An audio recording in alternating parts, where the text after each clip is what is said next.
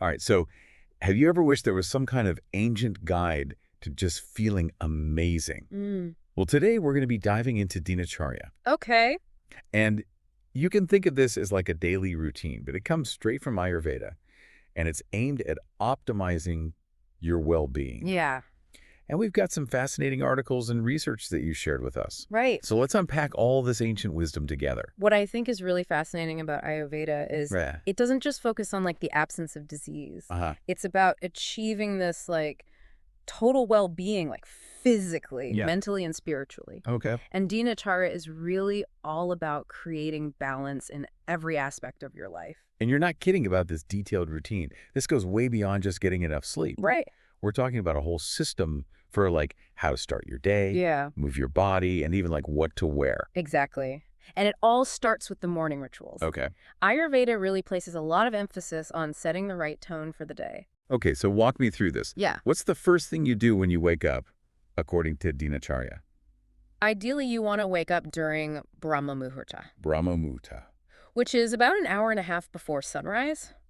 Wow. This time is considered incredibly peaceful Okay. and spiritually charged, Mm. and it's perfect for setting a really calm and balanced intention for your day.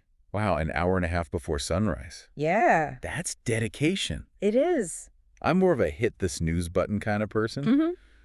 but I can see how like starting the day with that kind of stillness could make a difference. Yeah. So what comes after you manage to like peel yourself out of bed? Well, then comes a series of cleansing practices. Okay. So sipping warm water, Huh. brushing your teeth, Right. scraping your tongue. Okay. It might sound like a lot, Yeah. but each step is designed to purify and awaken the senses. Hold on, tongue scraping. Yeah. I've heard of that, but never actually tried it. Mm. What's the point of that exactly? You can think of it as a way to remove like the buildup of toxins that accumulate overnight. Yeah. In Ayurveda, it's believed that a healthy tongue Yeah. is essential for good digestion and overall health. Okay, that makes sense. Yeah. It's like a mini detox first thing in the morning. Exactly.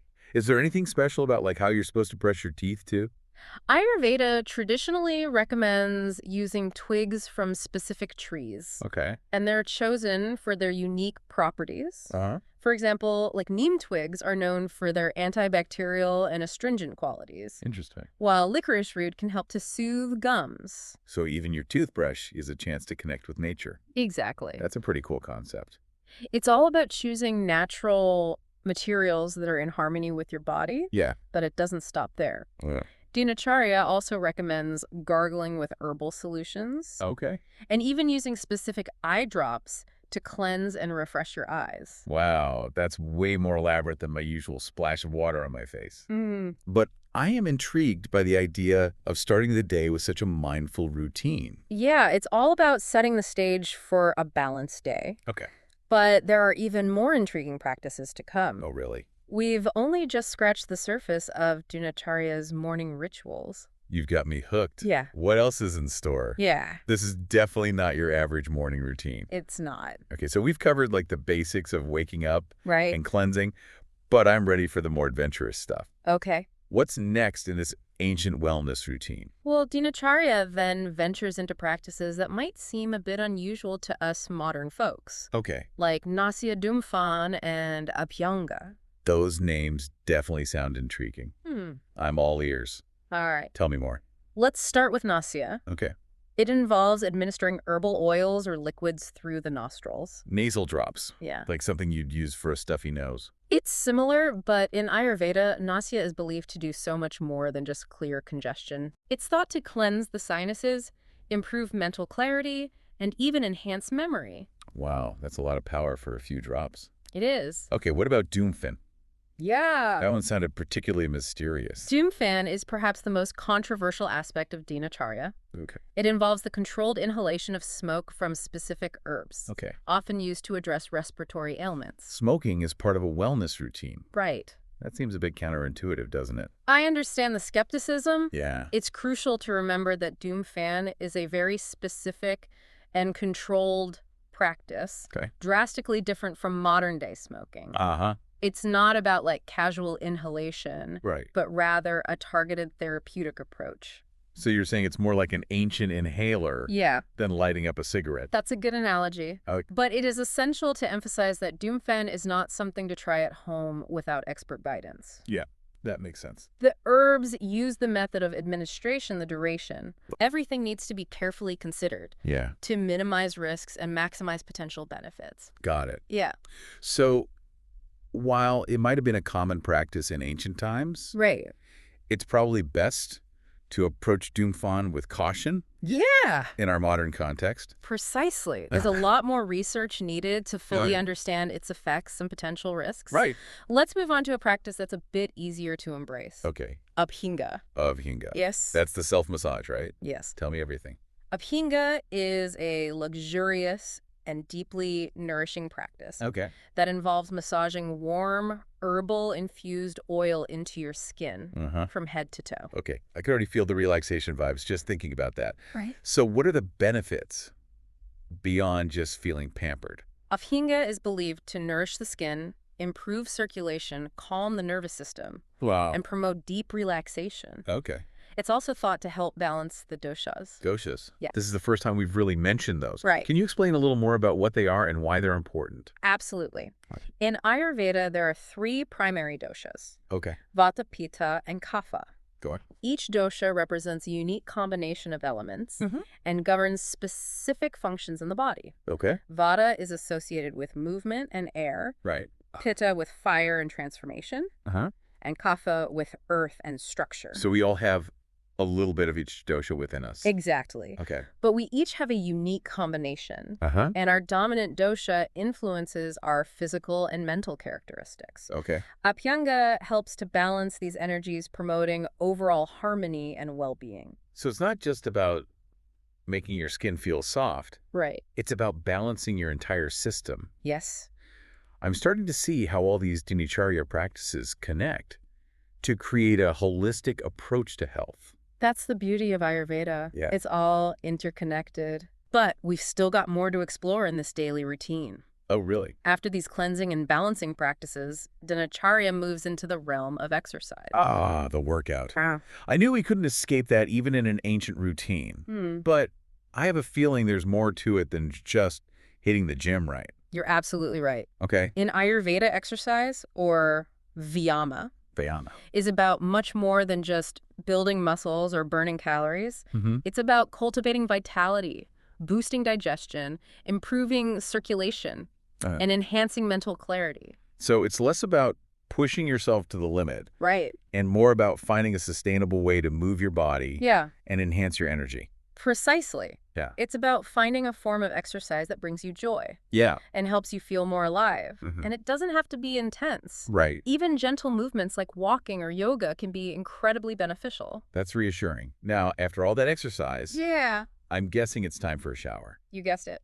Dincharya places great emphasis on hygiene and grooming Okay. as acts of self-care. Uh-huh. Bathing, washing your hair, brushing your teeth, caring for your skin. Yeah. These are all opportunities to cleanse, refresh, and nourish your body. So even something as mundane as brushing my teeth Yeah, becomes part of this mindful routine. absolutely. Okay. It's about bringing awareness to each action, Yeah. appreciating the simple act of caring for yourself. Okay. And it's not just about cleanliness. Right. Dincharya also includes recommendations for applying scents and essential oils, Uh-huh. trimming your hair and nails, and even massaging your scalp. It sounds like a spa day every day. I like where this is going. It's about elevating everyday activities into rituals Right. that nourish your senses and promote well-being. Yeah. And did you know there's even a specific recommendation for how often to trim your hair and nails? Really?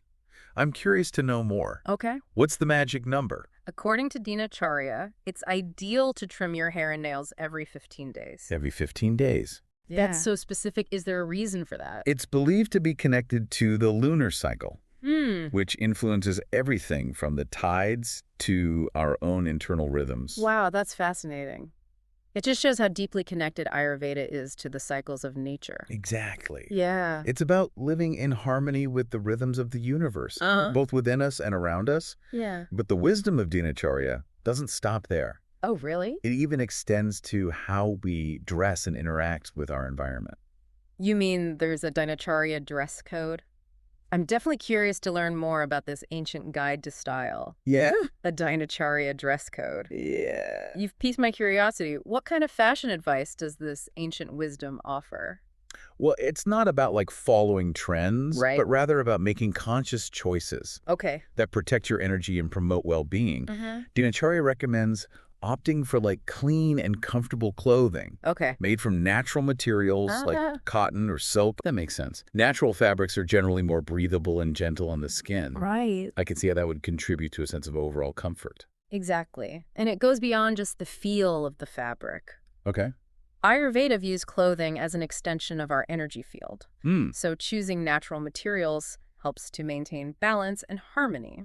Okay. That's a new way of thinking about my wardrobe. Hmm.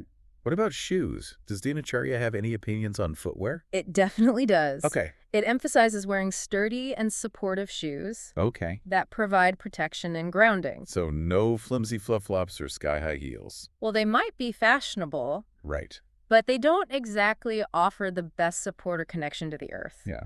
Remember, Dinacharya is all about feeling grounded and balanced, Yeah. both physically and energetically. That makes sense. Yeah. I've definitely noticed a difference in how I feel when I'm wearing like comfortable supportive shoes Right. versus something more stylish but less practical. Yeah, it's those subtle shifts in our choices Yeah. that can have a big impact on our overall well-being. Right. And speaking of subtle shifts, Okay.